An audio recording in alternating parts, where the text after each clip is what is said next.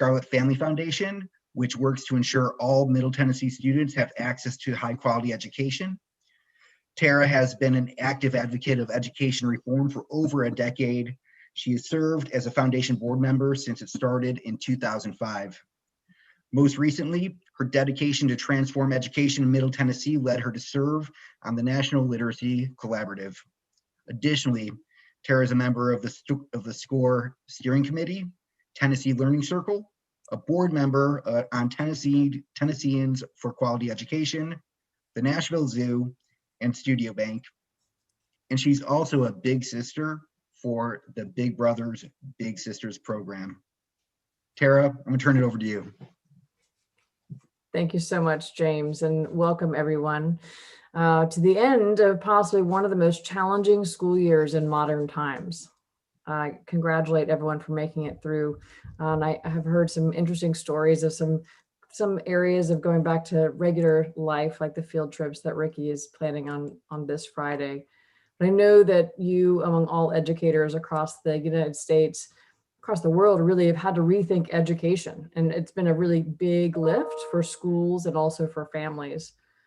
Whether school was taught in person or taught virtually, this pandemic has clearly created a lot of new challenges, as well as amplifying existing ones and opened the doors to new possibilities and opportunities.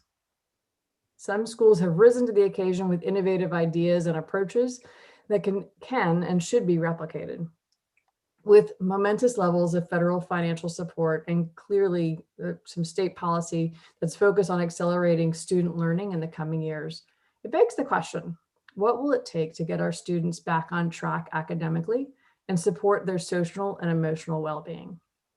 Today, you're going to hear from several Tennessee educators about lessons learned from this pandemic school year and ideas for accelerating learning as we prepare for students to return this fall, which is really kind of crazy to think about, given that it's May, we haven't even finished this school year.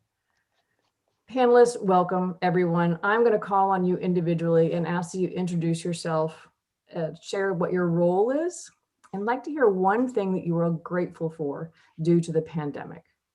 So Clint, you're the first one on my screen, so I will call on you. Thanks, Tara. I really like going first there. That lead off a little bit. Yes, I'm Clint Satterfy. I'm the director of schools in Charleston County.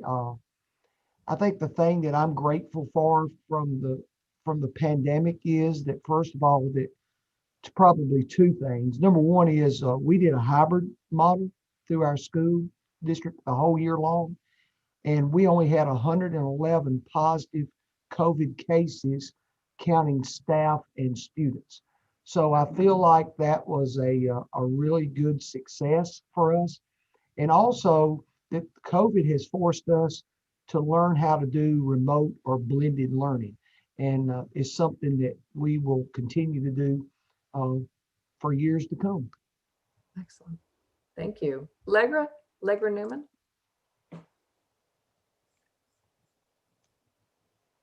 Hello, everyone. Thank you so much, Rocket Ship, for this opportunity to collaborate and share these best practices together in this forum. My name is Legra Newman, and I am the founder and head of school of Purpose Prep Academy here in Nashville, Tennessee. And I would definitely say I'm grateful for life and the village that surrounds that.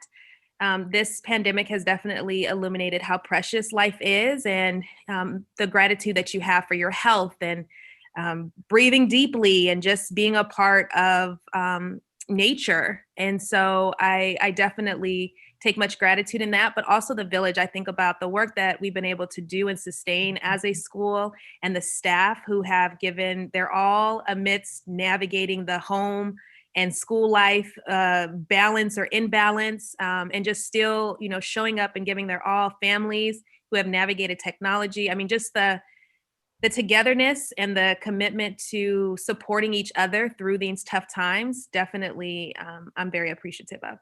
Yes, excellent. Thank you so much. James Cross. Hello, thank you. My name is James Cross. I'm currently a fourth grade teacher at Rocket Ship Nashville Northeast, but next year I will be one of our assistant principals. I think for me, one thing that I've been truly grateful here and just thinking in the terms of like my school community is just how well our entire staff has come together to serve our students, whether we were in a virtual capacity or now that we have the majority of our students back in the building, just everyone working together to keep everyone safe. Thank you. Ricky Gibbs. Hey, good evening, everyone. My name is Ricky Gibbs, and I have the honor and privilege of serving as principal at Warner Arts Magnet Elementary, located in East Nashville. And we're the only Arts Magnet Elementary in the Metro Nashville public school system. One of the things that I'll tell you I'm grateful for going through this pandemic is I believe that the pandemic has allowed us for what I like to call the Great Awakening. And when I say the Great Awakening, it's looking at the equity work that we have in education. As educators, we have been screaming from the mountaintops for years that there are some extreme inequities in education when we look at our children of color or even our colleagues that are in our rural areas when it comes to resources that they have compared to us in urban areas. And the pandemic, since everyone had to go home, and it pulled the curtain back, and we saw how those inequities are impacting certain communities. But also when we pulled that curtain back, it also showed the life-changing work that our classroom teachers are doing every day. And I truly believe that Great Awakening has given more people in our society a higher appreciation for what our classroom teachers are doing every day. And I don't believe that happens without us going through this. So when I think about this pandemic, and what I'm most grateful for is the fact that we've had what I like to consider the Great Awakening, where people are truly understanding that we must invest in education if we want a brighter future. Yep, very well said, Ricky. Thank you. Jennifer Cawthorn, so we have a tag team from Trousdale County. Clint is, one of his grandchildren is about to graduate from preschool, so he's going to take off in about 20 minutes. And Jennifer is joining us to provide some additional perspective. So Jennifer, if you wouldn't mind introducing yourself, that'd be great. Sure. Hi, I'm Jennifer Cawthorn. I am one of the supervisors in Trousdale County. And I think one of the most things that I'm grateful for is the way that our faculty and staff in Trousdale County has come together. They have gone out of their comfort zone. They have done things that they didn't think they could do. We have been able to do some things that we've been wanting to do, and we hadn't had a lot of pushback. And I think we've come out the other end a whole lot better. Our teachers have gotten a lot more perspective on what they can do. They feel comfortable now, and so we can run forward now and do some things with technology that we've been hesitant to do. So I think technology has been a big thing for us through this pandemic. Excellent, thank you. Well, we're going to jump into the questions now. And what I'll do is I will call on the panelists to answer each question. We're not going to have everyone answer all the questions until we get a little bit towards the end. This question is for Clint and for Ricky. Where do you see the learning gaps exist, and how do we close them? Ricky, I bet he'd lead off the first time. It might be your turn to start now. Hey, look, now you saw from my intro, I must forewarn you, I get excited when I start talking, and I'm long-winded. So if I go too long, hit me with the timeout, and I'll pull out. But I'll tell you from my perspective, when we talk about the learning gaps that exist, I see them in twofold. I see them academically and emotionally. So when we talk about the academic gaps that exist because of this pandemic, a lot of the academic gaps are really boiled down to parents' comfort with technology, especially for our younger students, and then our economic status. Because if we have a parent that must decide, can I stay home and ensure that my 5-year-old logs in virtually and can attend school, or I just send my 5-year-old to Big Mama house, and Big Mama has never used a computer, but I know Big Mama's gonna take care of it because I got to go to work to be able to keep the lights on and provide food. That's a hard decision that a lot of parents have had to make. And because of them making the decision to ensure that they keep food on the table, keep the lights on, a lot of our boys and girls have struggled academically because they have not had that constant exposure to quality instruction.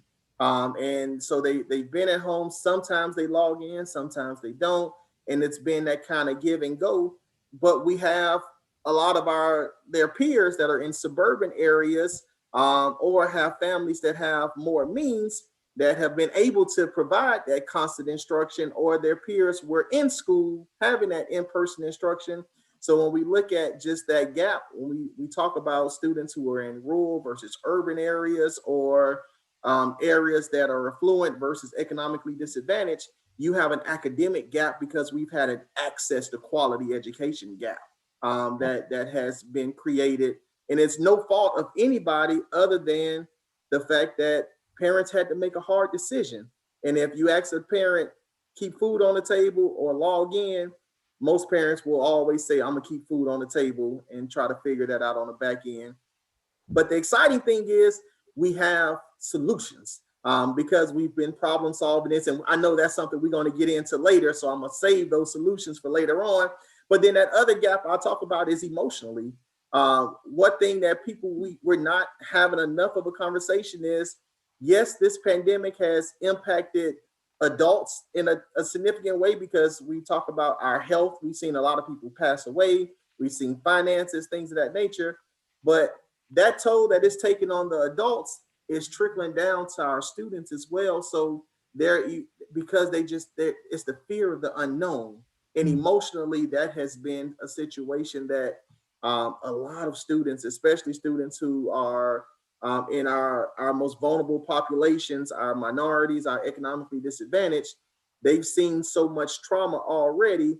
It's creating more of an opportunity for them to disconnect. And when we talk about it in schools, oftentimes we want to peg the explosive behaviors, but as we come back into the school in the fall, I'm cautioning all educators, let's be mindful for the children that are disconnecting, the ones who are being really quiet, who used to connect with people. Those are the ones that we must ensure we're putting supports around, because the child that disconnect is just as dangerous as the child that's blowing up and is aggressive, because they're screaming out for help. And as adults, we have to be mindful. So when I look at the gaps that exist, those are the two forms, academically and emotionally. Thank you, Ricky. Clint? Yeah, I would just add that, I think Ricky's spot on. And, for me, talking about the academic gaps, one of the things that we've had to do in a hybrid model this year is prioritize our instruction. And so we assessed our students when we came back in January to see where they were. And we noticed about a 20% drop off in proficiency scores, like from prior years. We felt like there is a learning loss gap there of that 20%, but we also felt like that it could be a lot more. And one of the things is that we feel like that we can make that gap up over time, but I don't know if there's a secret sauce in how to do that. The thing that we're talking about here at home is we hear a lot of verbiage around learning loss and how to address learning loss. What we're trying to use in Charleston County is the term learning acceleration. And so what we want to be sure that our students, it's the same things that's worked for us in the past. We want to be sure that we have high quality curriculum and materials, and that our teachers have high quality professional development, that they understand their curriculum and how to use it. One of the things that we're talking about here at home is that over the last year, we've gotten really good at handling COVID. I mean, it's kind of like Kentucky Fried Chicken. We do COVID right, but what we have lost during the COVID time is our eye on instruction. And what we're talking about in Trousdale is having an instructional focus reset and doing those things that have been good for us in the past and not losing sight. So we're talking about learning acceleration, using grade level materials, having high expectations for kids, exposing them to grade level content at all times, and being sure that we have highly effective teachers. it's a highly effective teacher that's going to make the difference in the classroom. So being sure that they're getting that that ongoing professional development that we're getting in classrooms, and we are instructionally coaching teachers throughout the course of the year.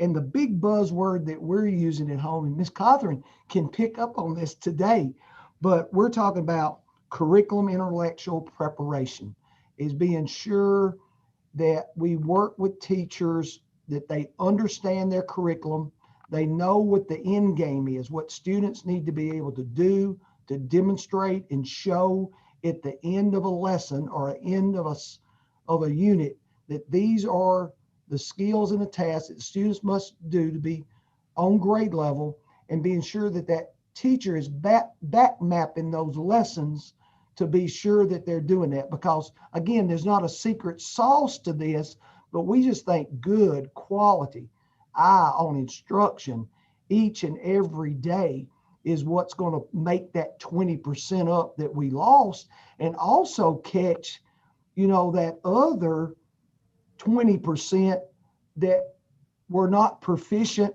that 20 or 30% that wasn't proficient before the pandemic came. Yeah. So those are the things. And then also, I think, and this is a little different spin on Dr. Gibbs, but being sure that we are developing that teacher self-efficacy, that they give them the training and the skills that they need so that they can be successful and build their confidence in working with students, which sets students up for success. Is sometimes we have to conjure up successes for students, and being sure that we're giving them grade level content, giving it to them in little chunks so they can be successful and build their confidence to come out of this social emotional piece that we've experienced through the pandemic. So that's a little simplified thing on the Trousdale County end that we're doing, but it's worked for us in the past, and it's something that we just want to double down on going forward. Let me ask you a question, Clint, in regards to that, and also James Robinson, I'd like to get your perspective on this. What are some innovative ways you use the ESSER funds to support both the academic growth as well as student well-being? The thing that we've done with our ESSER funds here early is we've really invested in technology. Being sure we got the one-to-one devices, the training and the learning management system. We've hired extra technology support to support those devices and keep them up. Also training for teachers, training for students, parent trainings. Of course, Ms. Cawthon would tell you, we wish we had a few more parents that was involved in those trainings, but the more we did it, the better we got. And that's what we call it. What we call blended learning, is we want to be sure that we can teach in an in-person setting, in a remote setting, and we can be kind of amphibious, that we can change from one to another really quickly. One of the things that we're talking about in our district is, even though we are planning to go back in person 5 days a week, and even though our brick and mortar building may be open next year, we still expect a lot of student quarantines. And so we want to be sure that even though the building's open, it could be closed for a lot of other students. So we want to get really good. And that's what I was saying. One of the things we were grateful for is we would have never in a rural district probably ever gone blended learning without a COVID experience. I was scared. This superintendent right here was scared to death. Now, we had one-to-one devices, but we kept them at school because we were afraid that things would sprout legs and would never come back to us, and we thought kids would tear them up. But we found out, didn't we, Ms. Cawthon? We had a Chromebook dissemination last spring when it was closed, and I think we got all but 1 or 2 Chromebooks back out of 1,000 kids. So they proved me wrong, and so we're really excited about what COVID has made us do, has forced us to improve our distance learning. Our teachers are better teachers now because they can teach in person and remotely. They become amphibious. And like Ms. Cawthon talked about, she's really proud of our teachers and, how they have changed and has taken this along with a positive attitude, and we're better because of it. And like she said, I'm really proud of our people. Thank you, Clint. James Robinson, can you answer the same sort of question in regards to the ESSER funds? Absolutely. So I think first and foremost, we have two different campuses in Nashville, and we have two different communities that we're serving. So we solicited the input from our principals as to what's going to benefit the communities that they serve best.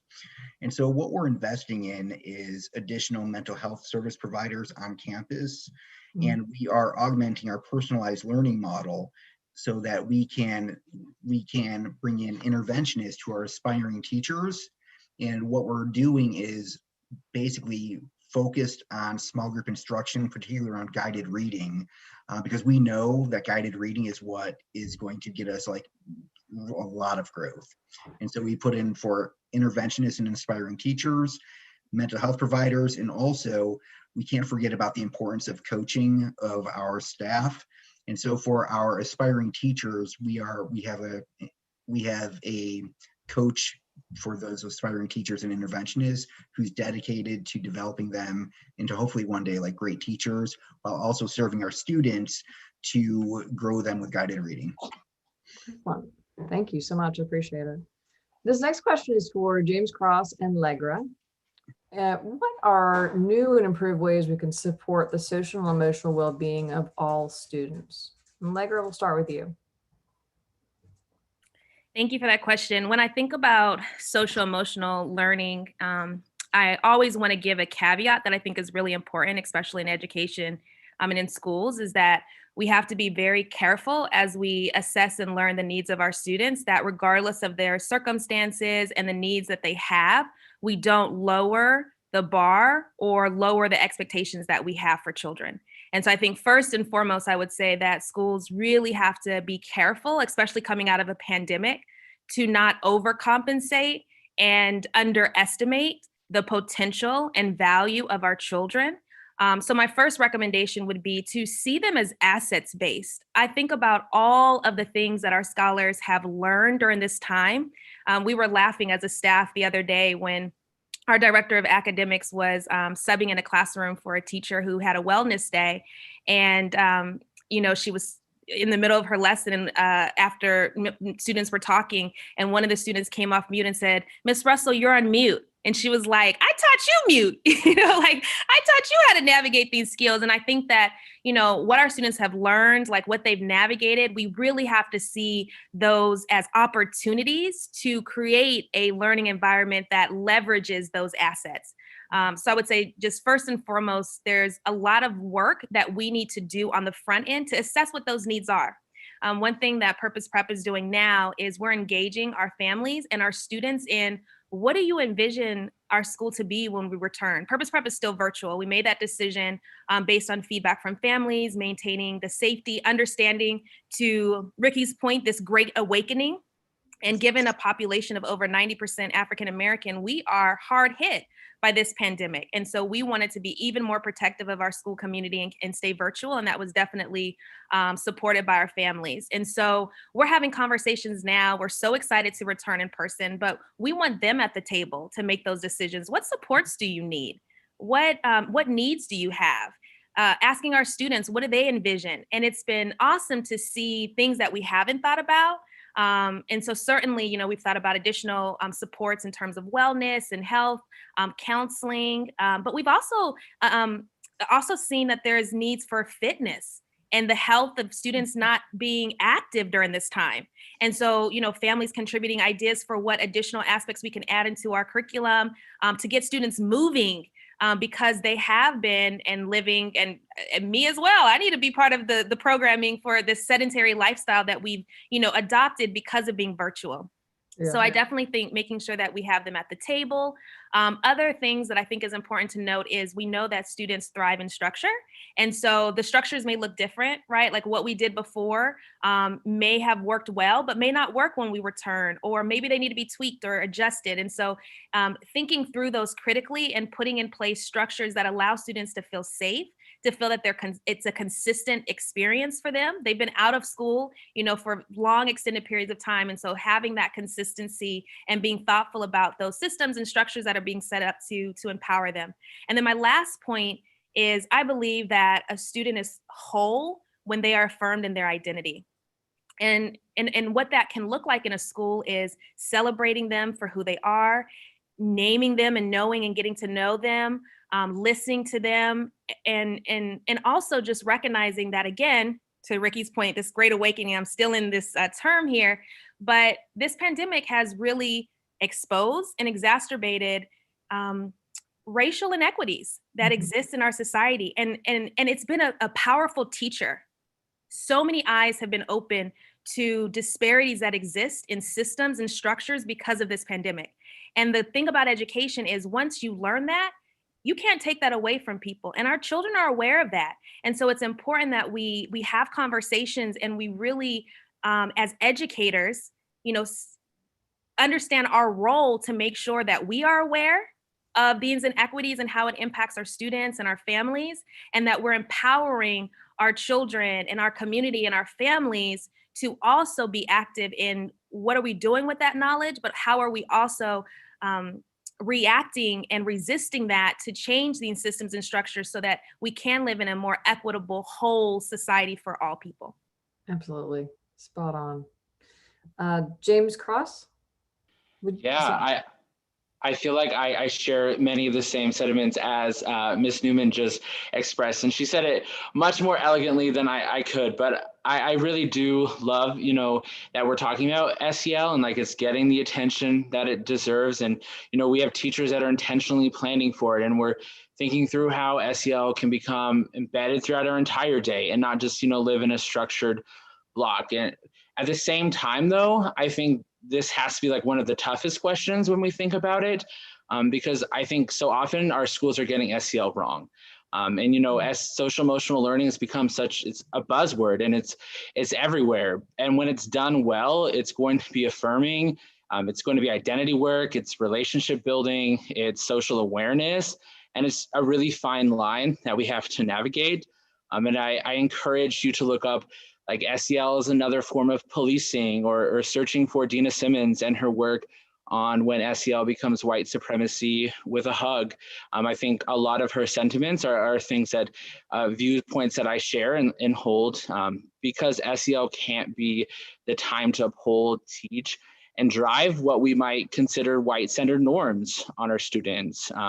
So I really say this with like the hope that we actually can take a step back with SEL for next year as we're planning it, because yes, there's room for mindfulness, and it's important that we continue to prioritize SEL, but it has to be connected with the identities and culture of our students, and it has to be uncomfortable at times. So, maybe we need to try building more relationships through solving a community or school problem, introducing a school policy or rule debate within our students, or letting our students discuss equity issues that they find with the school rules. A first grade teacher at our school recently started a weekly culture corner for our kids. And we've been discussing terms like culture, race, ethnicity, and how we're all alike and different. And while this is a structured block piece, it's sparked a lot of conversations with our students that continue each day and like throughout the day. So while SEL needs to be a priority, it can't be a block. It has to be something we do throughout the entire day. And as we move into the 21-22 school year, I think we have to stop thinking about how we can practice SEL, but how we can live it throughout our day. Excellent, thank you. And James, while I have you, another question for you, and also Ricky, I'll ask the same thing of you. How can we build better trust and partnerships with families during a pandemic? I'll let Ricky kick that off. Hey, look, I gotta tell you, I was captain of the debate team in high school, so I personally like talking. So you let me go, I do my thing.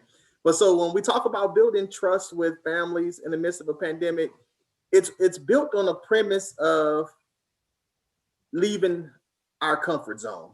So when we talk about leaving our comfort zone, I got a sports background, so I think of like home field advantage, things of that nature.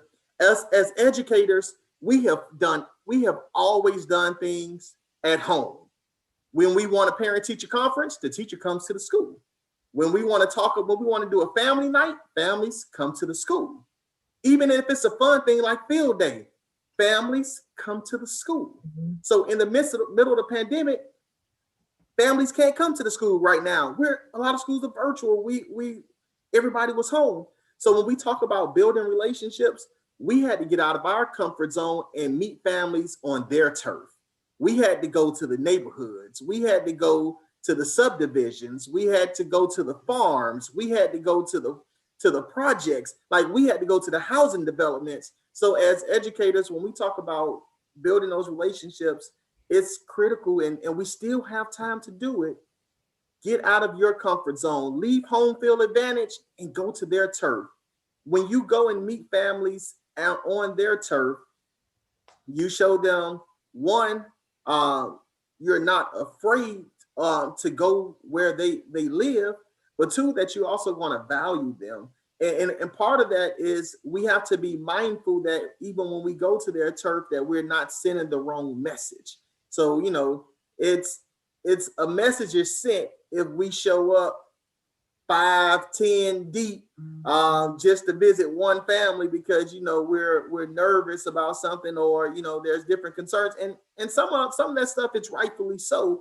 So I think we have to be strategic when we do it, because you do have to be mindful of your own safety and your own health. But when you can go and meet families on their turf, you show a different level of respect for them. You show a different level of admiration, and you show that family that I'm willing to do whatever it takes to ensure that your child receives a world-class education. And when we talk about education, and education has always been the great equalizer for students that come from poverty or students that come from means. So when we talk about that, if we can go and meet them on their own turf, that helps build those relationships to begin to set the foundation. But one of the other things that I will say, and it doesn't even require going to meet families on their turf, that the pandemic has created, teachers and parents have become partners like we've never done before. As educators, everyone is on this call, we'll tell you that we've always said, man, parent-teacher communication is critical. We have to have it. But, if I sent the parent an email, or if I made one phone call once a month, I had communication. In this pandemic, because we're doing so many things virtual, we were all learning so many things together, it's one of those things that we had to have great communication. So just in the midst of this pandemic, we've been able to build those relationships because we had to. But now the importance as we move forward and we do return back to school buildings, it's going to be incumbent upon us as educators to keep that momentum. It's kind of like the young people say, when somebody do something, they say, "Oh, I need you to keep that energy." As educators, we have to keep that energy because we spoil parents now. We got them saying, "Hey, it's normal for my teacher to call me once a week or send me an email or let me know how Ricky's doing in class." Now, as educators, we need to just keep that energy, keep that momentum, so that that's the expectations from parents. Because if we can do that, not only will we build stronger parent, teacher, school relationships, we begin to, again, show people the value of our work. And as educators, that's critical that we continue to professionalize our profession so people will value the work that we do for society. Well stated, Ricky. Thank you so much. James Krause, could you provide some perspective on that as well? Yes, absolutely. I really think of two things when I think about building trust and partnerships and relationships. It's just listening and being responsive. So I actually felt really privileged this year. This is my 8th year teaching, and the last 4 years, so half of my teaching career, I've been with the same cohort of students. So we went into this pandemic year knowing each other very well. And we had a lot of trust and built there. But this year has really served as kind of like a test of that, and how can we maintain it, but also build on these relationships as my students will be going to middle school next year. And so, we focused on a lot of things that we've always done. We did virtual home visits. We did virtual parent-teacher conferences. We talk over phone, over text all the time. Now we're messaging over Facebook. So there's been like new additions there, and this has really been a time to get creative. I can think about one example. So we were at one point this year, we were hybrid. Some of our students were still 100% virtual, and some were in the buildings for a different amount of time. And students, when they come back into the building, they're working with paper and working with books and making projects and doing lots of things that they're accustomed to doing. And those are like really exciting times for our kids, and parents are sharing that on our school's Facebook page, and it's really great.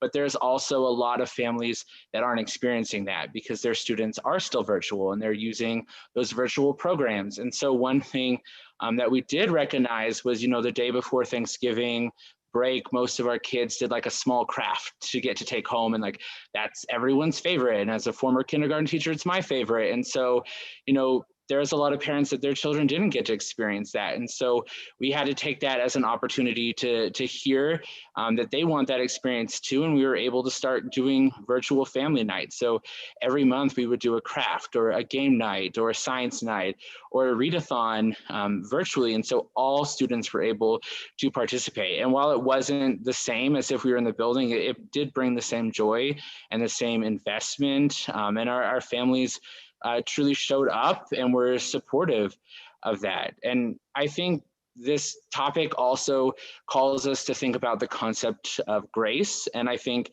as an educator, I've asked for a lot of grace this year. I've made a lot of mistakes.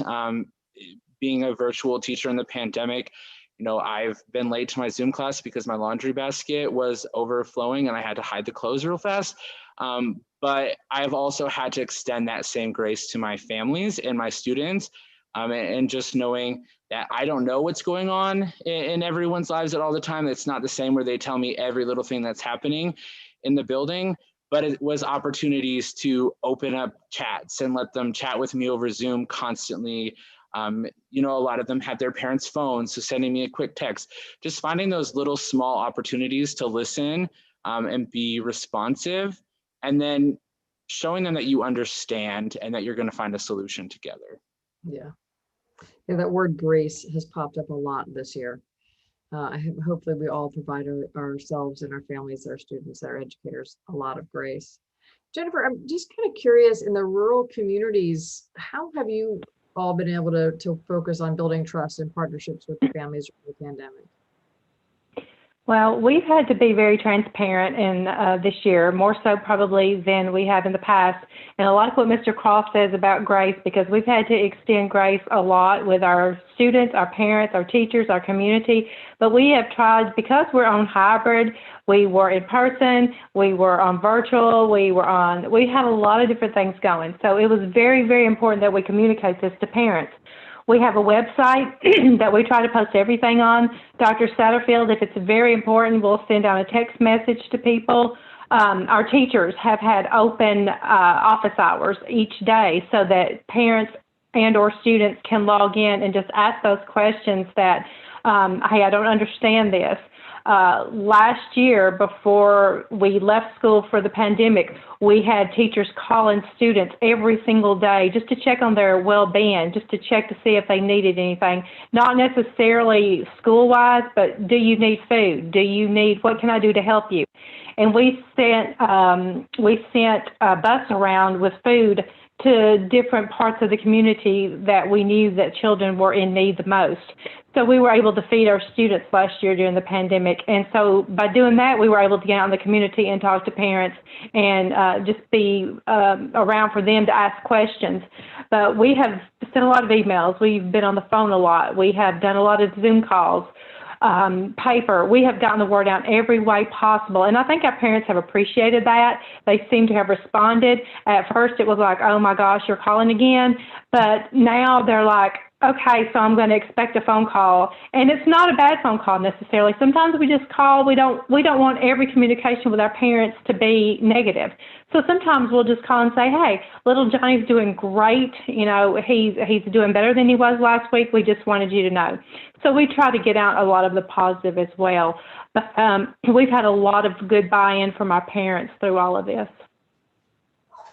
You know, as a parent of young children, I can't tell you how much I appreciate it when a teacher calls me and tells me good things.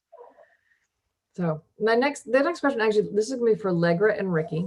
I know both of you have a fantastic following of teachers who have great and total respect for you. And I'd love to understand, especially during this pandemic, what are new or unexpected needs from teachers and staff, and how did you address them?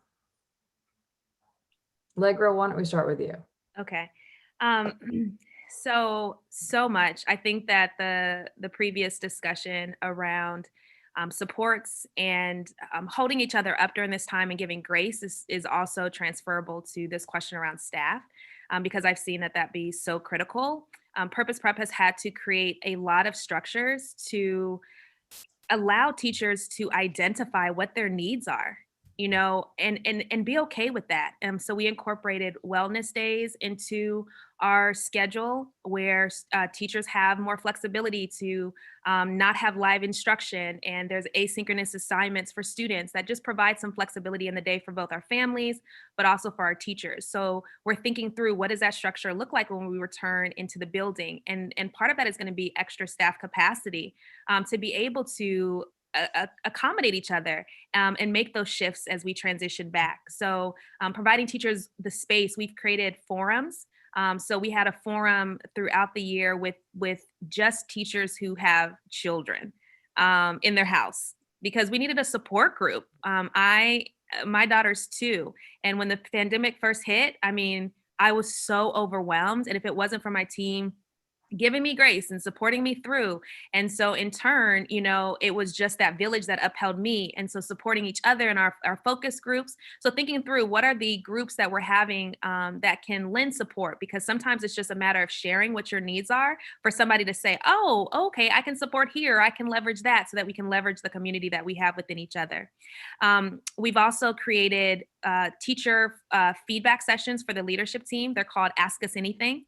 And so they're monthly, and they've been so powerful. Especially in the virtual world, we know that it's difficult to communicate. You know, usually you'd be seeing each other walking down the hallway and you'd say, oh, hey, but we didn't have that opportunity. And so we created this space, and we're going to carry it into when we return. But the opportunity for teachers is to ask us anything. Actually, this isn't working, and what can I do about it? It gives them the space, because otherwise they're maybe holding that in or not expressing that. And maybe they're overwhelmed or stressed out, when it's like, oh, you're right. If that's not working, let's change it. Or, oh, this is actually why it's in place. And when they see the additional perspectives of why we have certain things, it's like, oh, okay, even though that may not be a process that is convenient for me, I understand why it's important to have, and I was able to discuss that with you. So those opportunities to strengthen communication and to be supportive of each other is critical. The other aspect goes back to, how are we educating ourselves, and how are we educating our community around the inequities that we face?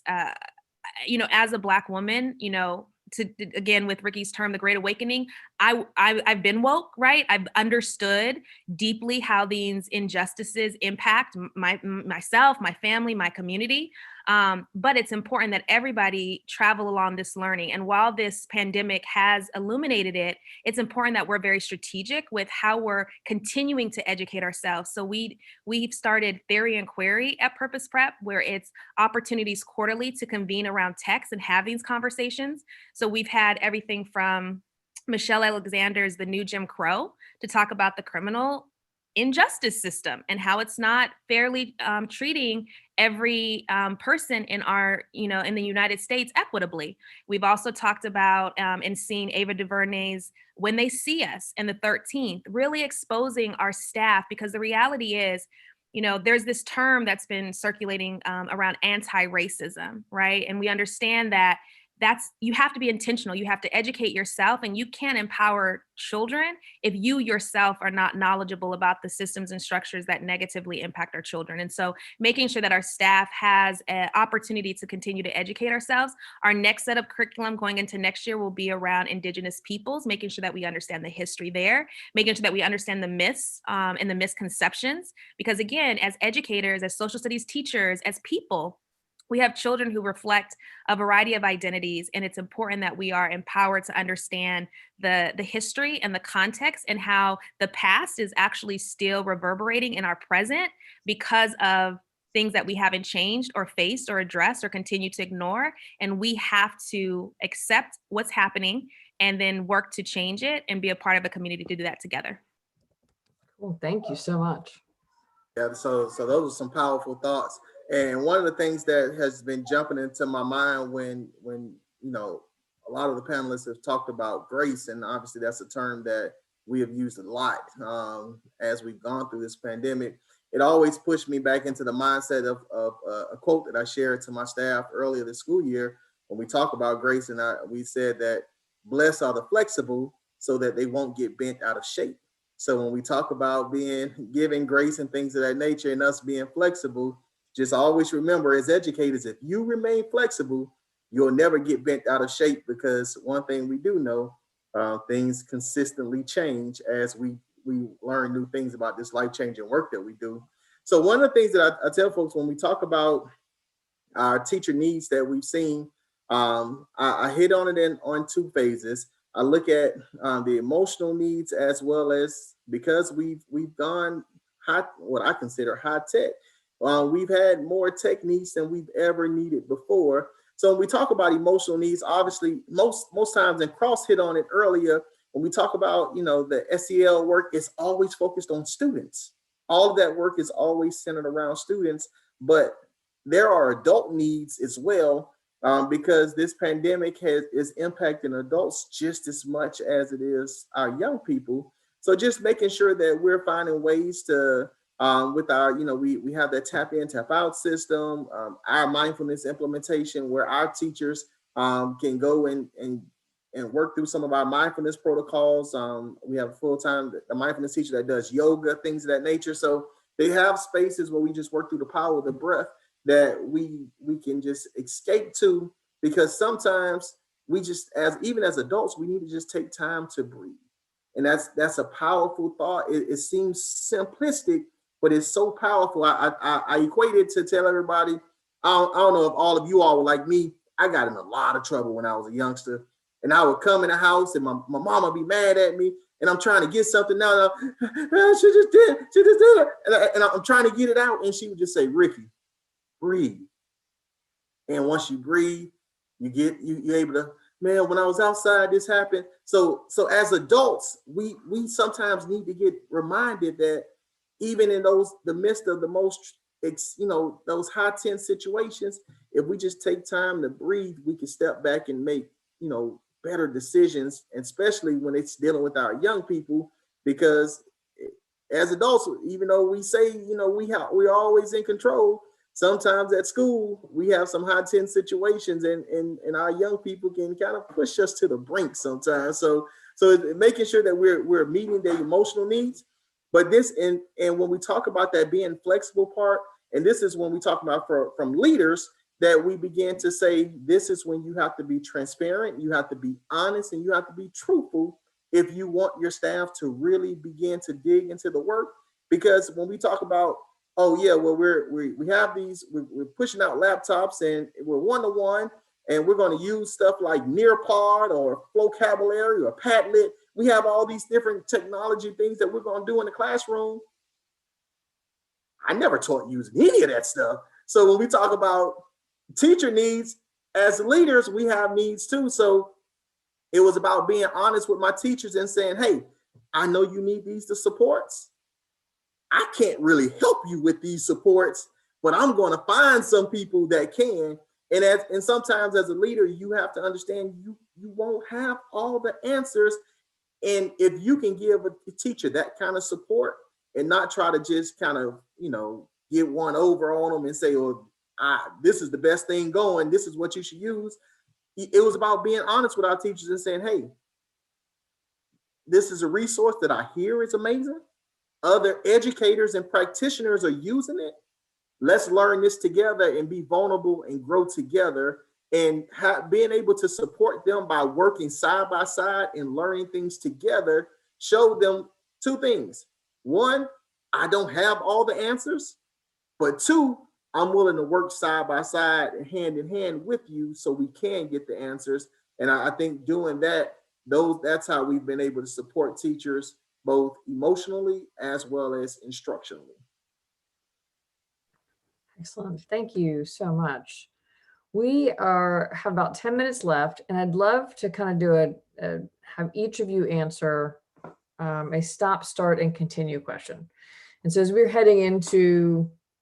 leaving this school year, we're heading into the next school year, I'd like for you to think about what should you start, what should you stop, and what should you continue? And so I will start with James Cross, if you don't mind. Yes, you want me to answer all three at one time? Let's do all three, yeah. Perfect. So I'll start with the stop. The start. So I think for me, the start really has to be, and I think Ricky just really spoke on this, but it's time to start teaching better than we were taught. So unpacking and doing the work to better understand and make sense of our own internal biases, and then also how that plays out in our classrooms, and really focusing in on what our kids need and those critical thinking skills. I think for the stop, the stop has to be a mindset, and that mindset that we have to stop is the idea that we need to get back to normal. I think the idea of normal begs the question, what do we even consider normal, and who is normal ever serving? So right now we really have an opportunity to move forward in bold and innovative ways, and we need to capitalize on this opportunity to push past this idea of normal and start ensuring that we meet all learners. And I think I would say continue to give ourselves and our students grace. I've learned more about my students that I've had for, as I mentioned, the past 4 years during this different year than I have in the previous 3. And so just taking the time to build those relationships, give grace while we still receive it, and just prioritizing the needs of our students.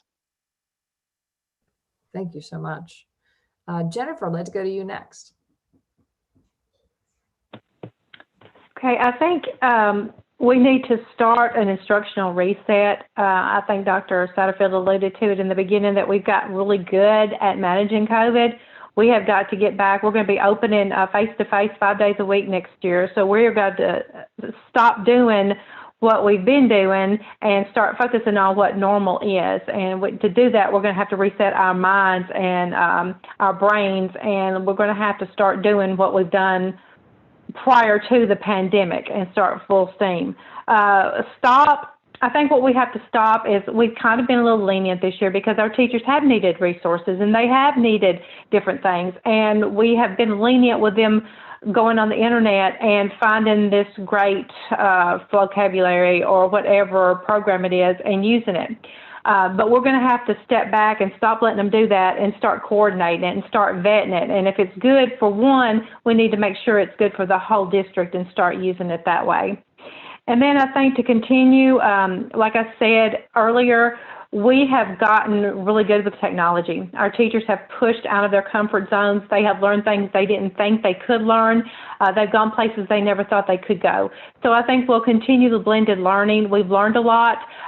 We've liked it. Parents have liked it. So we'll continue the blended learning as far as the one-to-one devices, carrying those home, being able to work from home. If children are sick, there won't be any more, oh, I'm sick, I've missed 2 or 3 days. They'll be able to log onto their Google Classroom and be able to get their work right then. So that should eliminate a lot of the makeup work. So I think we're going to look forward and be in a better place down the road. Excellent. Thank you. Allegra, I'd love to hear from you. Yes. So with START, I often hear people say race is a problem, and I want to push back on that. It's racism that's the problem, and I think that if we don't start to address the horror and the how racism is negatively impacting the wholeness of Black people, of Native Americans, of Latinx, of Asian Americans, then we will never allow our nation to fully manifest the greatness that all races and the contribution that all races can have in our nation when everybody is able to live in their fullest self. So we must start to be non-negotiable about addressing racism as a problem. Stop. What a powerful discourse we just had. Stop the charter district division. It's so unnecessary. There's so much that we can learn from each other. The reality is we all have areas of growth, and we all have to be held accountable for the results and outcomes that we have in the work that we're doing, period. And so how can we leverage opportunities like this and beyond to learn from each other and to just continue to serve the children? You know, when you have that division, it takes away from the focus of our families and our children, and it's just so unhealthy. And so let's continue to I'm moving into my continue, but I didn't mean to. But let's continue to do moments like this and stop the divisiveness. So I appreciate being here and learning from all of you, such rich information that I'm taking away. And my continue is similar to Jennifer, the technology. Whoa, what we've learned, what families have learned, what are at Purpose Prep, my grandparents are managing Zoom, and I'm like, you go. So I've just loved to see the growth, and I want us to continue to make sure that our families are equipped with what they need from a technology standpoint, and not only with the actual device, but also with the training that goes around, and that we're creative around ways that even in the return of in-person, students can still use and leverage those skills as they develop really powerful insights around technology that's going to last for for the future. Thank you, Allegra. Ricky? Man, and so Allegra hit that when she started preaching to the choir, and for a second, I almost had to throw my amens in there. When you hear people talk about the public, charter, private, division, I fault us as educators. We've let people from the outside, non-educators, tell us that we were different. When we all have the same mission. We want to make sure that children receive a quality education. And if we can get on that mindset and begin back sharing best practices, sharing knowledge, sharing information, ultimately everybody wins. Because what I tell people all the time, Ricky Gibbs is a 38-year-old Black male with a doctorate degree. I could work anywhere in the country. I serve students who are 3 to 10 who live in extreme poverty that statistics say they may not graduate from high school. So their story is still to be written. So it's critical. It doesn't matter if they come to Warner, they go to a charter, they go to a private. As long as they're getting a great education, that's all that really should matter. I was going to preach a sermon on that that cross sector division, but Allegra hit it so hard already. Like I almost just, hey, amen. So I'm gonna say my start is to continue to start pushing innovation, because we have so much technology, and technology isn't an issue anymore. We've been able to push through that barrier because of COVID. Now it's time for us to push that innovation. Yes, okay, every child has a laptop, but now what are they going to do with that laptop? Are we going to teach them how to type? Are we going to teach them how to access? Because what we quickly saw in COVID, all of our young people know how to work this. They didn't really know how to work that laptop. So there's still certain skills that we want to teach them to make sure that we can bridge that technological divide. We want to stop having all in-person meetings. Like we are all Zoom Teams experts.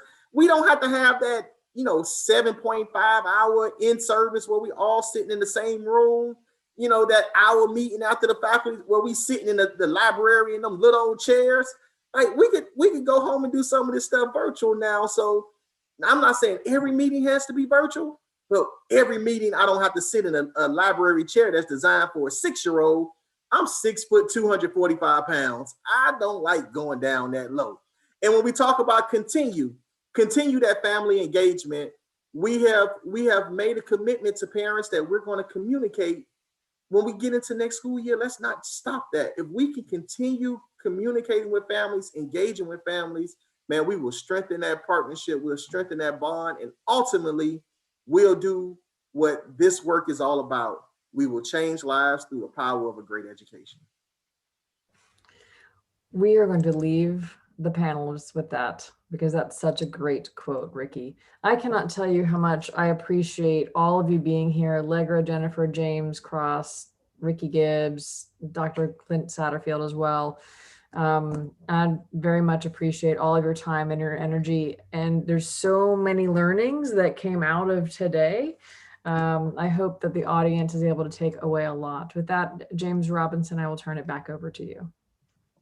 Thank you, Tara. I'd just like to say thank you all to all the panelists. And this was really what the vision was, is to get us talking together, to both Dr. Gibbs' point and Allegra. We're all in this together. We're serving the same kids. We have a lot of bright spots in Tennessee. And we can see we're just a Zoom call away from each other. So thank you again, and looking forward to more conversations like this. All right, y'all. And we are done. Thank you. Thank you. Bye-bye, everyone. Thank you, everyone. Goodbye.